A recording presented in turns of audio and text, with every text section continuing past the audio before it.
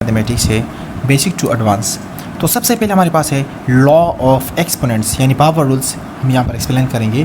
तो अगर हम लिखें 2 की पावर 3, तो 2 की पावर 3 का मतलब ये है 2 मल्टीप्लाई 2 मल्टीप्लाई 2, और 2 को जब हम 3 दफ़ा मल्टीप्लाई करते हैं तो ये तो आप जानते हैं 2 2 ज़र 4, 4 2 ज़र 8।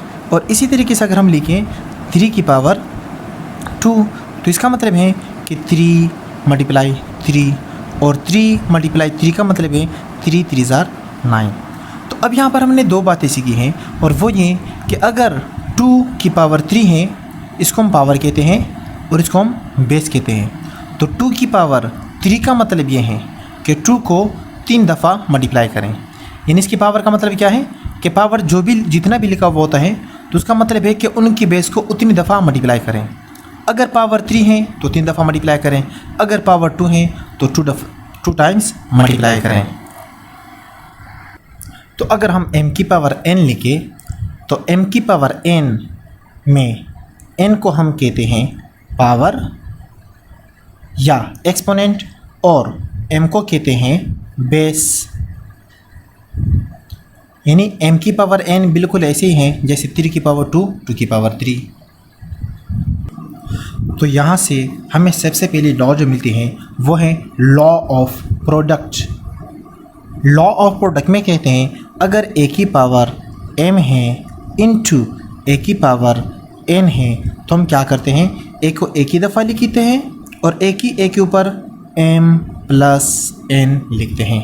यानी बेस को हम एक ही दफ़ा लिखेंगे अगर प्रोडक्ट की फॉर्म में है, और उनके जो पावर हैं वो एक ही बेस के ऊपर प्लस या माइनस की फॉर्म में लिखते हैं, जबकि यहाँ पर दोनों के साथ प्लस प्लस हैं तो इसलिए इन दोनों को हमने प्लस की फॉर्म में लिख लिया है।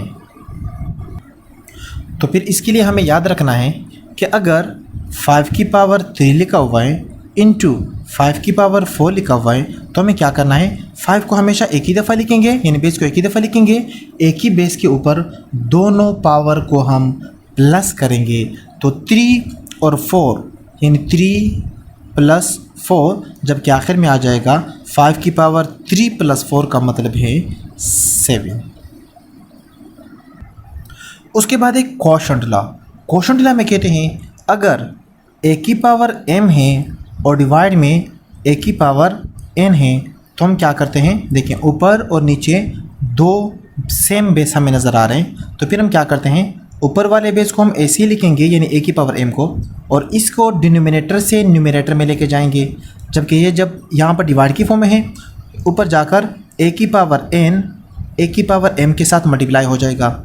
लेकिन यहाँ पर इसका जो पावर है वो पॉजिटिव है, प्लस साइन के साथ है, यहाँ आकर बन जाएगा माइनस। यानी जब भी ऊपर और नीचे न्यूमरेटर डिनोमिनेटर में सेम बेस नज़र आते हैं तो डिनोमिनेटर से बेस को हम लेकर जाते हैं न्यूमरेटर में, लेकिन इनके पावर का जो साइन होगा वो हमेशा चेंज होगा। अगर माइनस है तो प्लस हो जाएगा, अगर प्लस है तो माइनस, जैसे हमने कर दिया है। यानी इसका एग्जांपल अगर हम करेंगे, अगर 5 की पावर 6 है और डिवाइड में 5 की पावर 4 है, तो फिर हम क्या करेंगे 5 की पावर 6 को हम ऐसे ही लिखेंगे, लेकिन ये डिनोमिनेटर से न्यूमरेटर में चला जाएगा 5 की पावर 4 माइनस में, यानी यहाँ पर प्लस ऊपर जाकर माइनस में।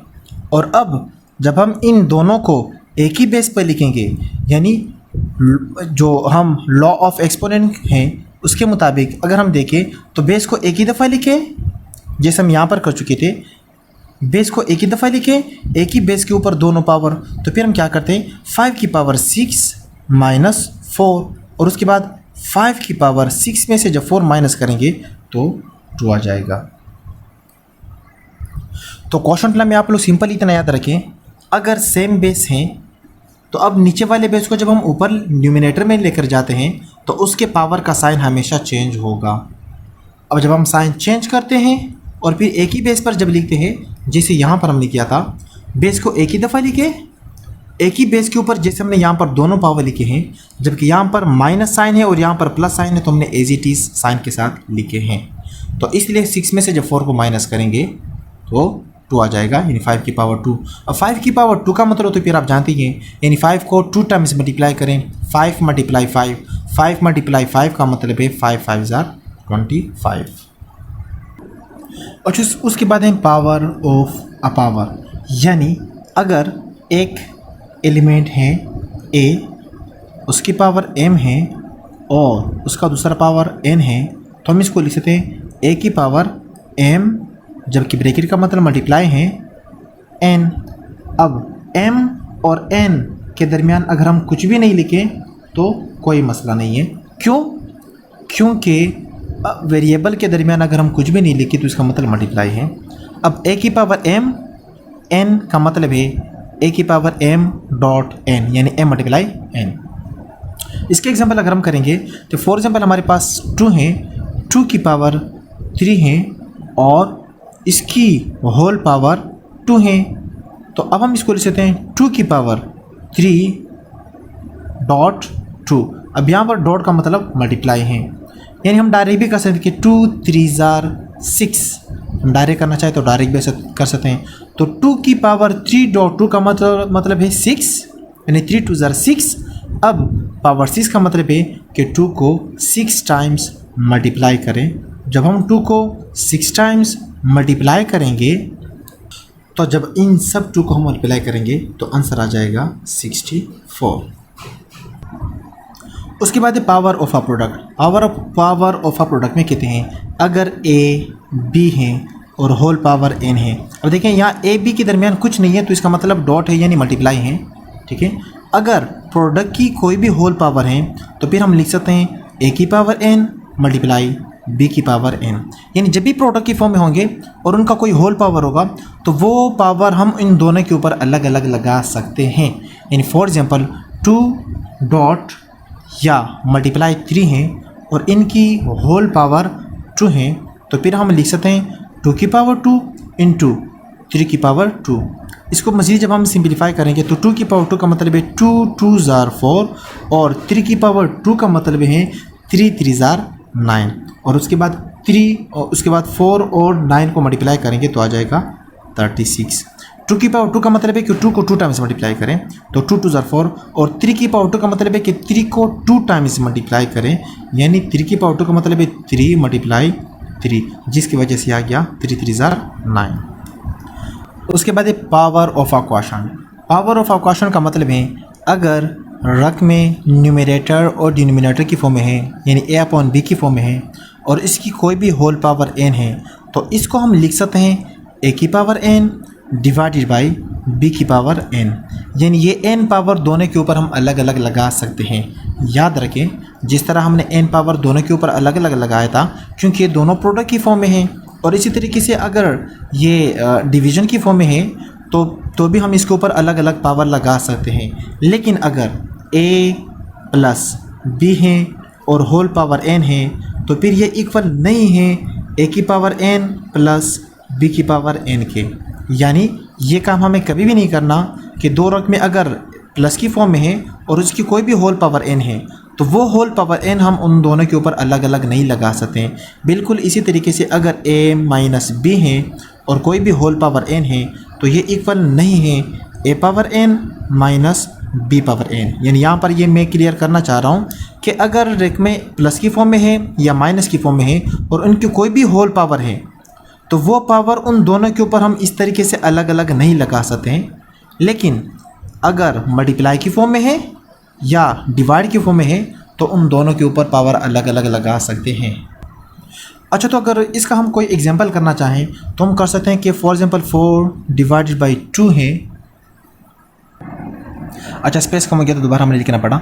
तो 4 अपॉन 2 है और इसकी कोई भी होल पावर 2 है, तो हम कर सकते हैं 4 की पावर 2 डिवाइडेड बाई 2 की पावर 2, यानी ये पावर 2 इसके ऊपर अलग और इसके ऊपर अलग हम लगा सकते हैं, क्योंकि डिवाइड की फॉर्म में है, प्लस माइनस की फॉर्म में होते हैं तो फिर हम नहीं लगा सकते। अब पावर 2 का मतलब ये है, 4 की पावर 2 का मतलब ये है कि 4 को हम 2 टाइम्स मल्टीप्लाई करें, या इसमें हम ये भी काम कर सकते हैं 4 का मतलब है 2 मल्टीप्लाई 2, तो इसकी पावर 2 है 4 की, जबकि ये 2 2 4 से बना हुआ है तो इसलिए ये पावर 2 दोनों के ऊपर अलग अलग आएगा। अब 2 की पावर 2 ऐसे ही मैं फिर से बता दूं, 4 का मतलब 2 मल्टीप्लाई 2, जबकि ये पावर 2 4 का है, तो 4 2 है, यानी 2 मल्टीप्लाई 2 है, तो इसलिए दोनों के ऊपर अलग अलग पावर आ गया। तो अब ये 2 की पावर 2 और ये 2 की पावर 2 कैंसिल आउट होकर 2 की पावर 2 रह गया। तो 2 की पावर 2 का मतलब है 2 मल्टीप्लाई 2, जबकि 2 मल्टीप्लाई 2 का मतलब है 4। अच्छा, 6 नंबर पे है ज़ीरो एक्सपोनेंट। ज़ीरो एक्सपोनेंट का मतलब ये है अगर a की पावर 0 आ जाए तो ये हमेशा इक्वल होगा 1 के। लेकिन यहाँ पर हमें हमेशा ये बात याद रखनी है कि a जो है वो नॉट इक्वल टू 0 है, यानी ये a खुद 0 नहीं होना चाहिए, उसके अलावा बाकी कोई भी नंबर होगा तो उसकी पावर अगर 0 आ जाए तो वो इक्वल टू 1 है। फॉर एग्ज़ाम्पल 7 की पावर 0 का मतलब है 1, और इसी तरीके से 10 की पावर अगर 0 आ जाए तो इसका मतलब है ये इक्वल टू 1 है। कोई भी रकम हो अगर 100 है और इसकी होल पावर 0 है तो ये इक्वल है 1 के। 100 हो, 1 लाख हो, कोई भी रकम हो, लेकिन अगर पावर 0 है तो वो इक्वल है 1 के। अच्छा, सबसे आखिर में 7वें नंबर पे हम करते हैं नेगेटिव एक्सपोनेंट। नेगेटिव एक्सपोनेंट का मतलब है अगर a है और a की पावर -n है, यानी इसका जो एक्सपोनेंट है वो माइनस में है, तो इसको हम लिख सकते हैं, इसके साथ मल्टीप्लाई में अगर कुछ नहीं है तो हम कह सकते हैं कि 1 तो है, तो 1 को अपनी जगह पर छोड़ें और a आ जाएगा डिवाइड में, लेकिन इसका पावर माइनस से बन जाएगा +n। यहाँ कुछ में नहीं लिखो तो इसका मतलब प्लस है। मैं फिर से बता दूँ, 1 को हम अपनी जगह पर छोड़ चुके हैं और a आ गया डिनोमिनेटर में, तो जैसे जैसे हम इसको डिनोमिनेटर में लेकर आते हैं इसका पावर माइनस से प्लस में चेंज हो जाता है।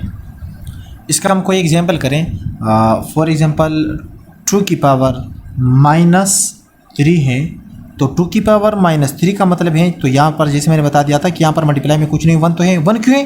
क्योंकि 1 के साथ हम कुछ भी मल्टीप्लाई करें तो वही आ जाएगा। जैसे कि 2 मल्टीप्लाई 1 तो 2 आ जाएगा, 3 मल्टीप्लाई 1 तो 3 आ जाएगा, 1 मल्टीप्लाई 100 तो 100, यानी 2 को मल्टीप्लाई किया 1 से तो 2, 3 को किया तो 3, 100 को किया, लेफ्ट से 1 को मल्टीप्लाई कर रहा हूँ तो 100 आ गया, ठीक है। तो इसीलिए हम 1 को मल्टीप्लाई कर सकते हैं। अब यहाँ पर 2 की पावर -3 का मतलब है 1 को अपनी जगह पर लिखें और ये 2 की पावर 3 डिनोमिनेटर में आ जाएगा, लेकिन 2 की पावर 3 का मतलब है कि -3 बन जाएगा प्लस।